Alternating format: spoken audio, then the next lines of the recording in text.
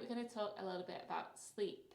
And to start off with, a lot of us believe that sleep, we need to be having lots of hours of sleep, but sometimes we can't always get that because we might be on night shifts, or some nights we end up just going to sleep later, or we not going to the gym in the morning, so we want to have a lie-in. So sometimes the hours aren't always the same, which does impact us, but won't focus too much on that because we all know that's what we kind of aim for, but sometimes can't. So the other thing that we can actually look at is the routine of the sleep. I realise that's the same thing, but the actual breaking down of the process of going to sleep. So instead of just looking at how many hours we're getting, we're looking at how we're preparing our body for the hours and then how we wake up from that. So the sleep routine doesn't just start from 10 minutes before we go to bed of, oh, now I'm getting ready for bed. It actually starts from when we wake up. So when we first wake up and the alarm goes off, the first thing we want to do is try and actually wake the body up. So if you can try and see, I'm skipping ahead of myself actually here. I was going to say try and see some light, but reverse that. We're actually going to start off with caffeine. I just thought, am I skipping all of this, or are we okay? I think we're okay. Okay, we're okay. We'll carry on. So when we wake up, a lot of us will start off the day with some caffeine. So if you're having that, that's fine. We can have 2 or 3 cups, a couple of hours apart. If you find that you do have some late afternoon crashes, maybe have a smaller dose, maybe a bit longer apart. You can play around with that as well. But caffeine as well, you want to stop from 2-3 p.m. because it's got an 8-hour afterlife, half-life. I know what you're trying to say. We know yeah, what you're saying. half-life. Where afterlife came from. Half-life. So the stimulant of caffeine takes 8 hours to get out of our body. So if you're having it any later than 2 or 3, it might disrupt your sleep routine that's later on in the evening. So making sure if you do have caffeine, it's in the morning and then not after 2-3 p.m. Next one is then light. Do you want to talk about light? No, I'll let you keep going on that one. Yep. So light in the morning, our body works on a circadian rhythm. Oh God, I can't speak today. Circadian rhythm. So it's a 24-hour body clock, and it is first stimulated with light. So seeing blue light, which we often think is a bad thing, but it's not a bad thing. It's a good thing. Sunlight, getting out, seeing the light, stimulates everything that we need to then set off our day. So if you find that you're waking up, you end up coming inside a gym, you end up driving in a car and sitting in an office all day, you're getting a lot of artificial light. So if anywhere you can get like a walk around the block, just standing outside 10 minutes, just get some natural light in, that will really help with your circadian rhythm and feeling awake and getting all the systems going. Then as the day goes on, obviously the light will be reduced, the sun goes down, and that then, with our circadian rhythm, starts to like reverse all the systems and go, right, let's get ready for bed. So if you find that late at night you've got all the bright lights on still, maybe they're higher up, that's when you can then flip it around and turn on to like warm lights and dimmer lights. And if you can get them at a lower level, like a setting like a bedside table or a coffee table rather than up in the ceiling, all of that stuff helps with getting our body prepared for bed, because it mimics that sundown thing. Time, yeah. Sundown, should have stopped it there. So 2 things are caffeine and light. 3rd thing, hydration? Hydration and food. So we've obviously said about hydration. It is important to try and hit your, obviously non-negotiable is 2 litres of water a day. Ideally, for some people a little bit more. Something I would be aware of, and this comes down to different people, but similar to caffeine, like I personally try to get most of my water in before like sort of 3-4 p.m.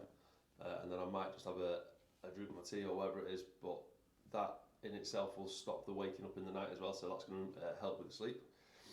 So have a cut point, especially if you are someone who is up in the night going to the toilet and stuff like that, that can help. And food as well. So this is something that isn't always considered with when it comes to sleep, but the last meal of the day is obviously food is important throughout the day. The last meal, sort of before you go to bed, or even sort of whatever you're having after, will play a part in your sleep as well.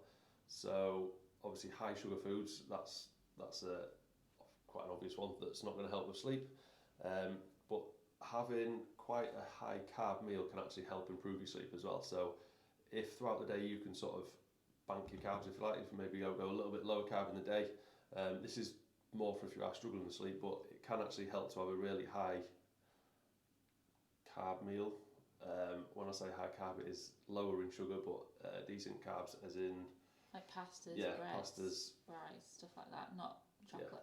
Yeah, donuts and stuff. Yeah. But so them two can play a big part in sleep as well, in sleep quality. And protein as well. Protein as well. Protein helps. Protein helps as well. Missed that one out. And then screen time, which I'll pass back on to you. Yeah. Screen time, kind of in line with the light part as well. If you're always on your phone towards the end of the night, then that's emitting the blue light. You can also change the settings now as well. Updates on phones where you can change it to a warmer light so it's not emitting the blue light. But it's not actually just about the light on the phone either. It's actually about the distractions and the stimulations that it's giving off to your brain. Because there's so much going on, there's so many things that our brain's taking in, that if we're sat on our phone scrolling at night time, especially if we're in bed on our phone as well, we're then associating our bed with stimulation and our brain's going crazy. So if you can try and reduce screen time towards the end of the day, remove the distractions and let your brain actually just process your thoughts, then when you're laid in bed, you're not going to be like thinking through everything when you're trying to relax. So if you can schedule time into your evening after dinner just to remove distractions, have some time with your thoughts, then you can actually have a clear brain and then go to sleep with a clear mind. Can help to have a pen and paper by your bed as well, so if you do have any last minute thoughts, put that there. And instead of writing stuff down on your phone or going, oh, let me just check this, maybe put your phone on the other side of the room so you don't keep going to your phone. Also helps with the morning routine as well, because if your phone's on the other side of the room, you have to get up to turn your alarm off. You can't just press snooze and not turn up to the gym. So have I missed anything there? No, that is that's what we'd look at as the basic things to look at first. So making sure, similar again, going back to like non-negotiables, that should be like the basics that we look at first before we start to dive into things like supplements, meditation and all things like that. If we can get all them, that sort of routine, so that routine, like I say, starts at a consistent waking up time and it goes all the way throughout the day. If we can get them things in line first, if you're already ticking all the boxes and you're doing all right with them ones, then there are certain other things that we can start to look at. I think one thing that we've not really missed out, that we've not really spoke about, is protecting your sleep when you're in more control of it. So similar to training exercise, there's going to be times where there's nothing you can do about having a bad sleep, having no sleep. Well, I mean, you're trying to get no sleep, but things like obviously work, babies, time away, or even nights out and things like that, they are going to affect your sleep. I'm not saying sort of cut out everything that is going to affect your sleep, but try to protect your sleep as much as you can. And when you're fully in control of it, like ticking them boxes as often as you can, and then there is going to be the odd time that we might lose a few hours here and there.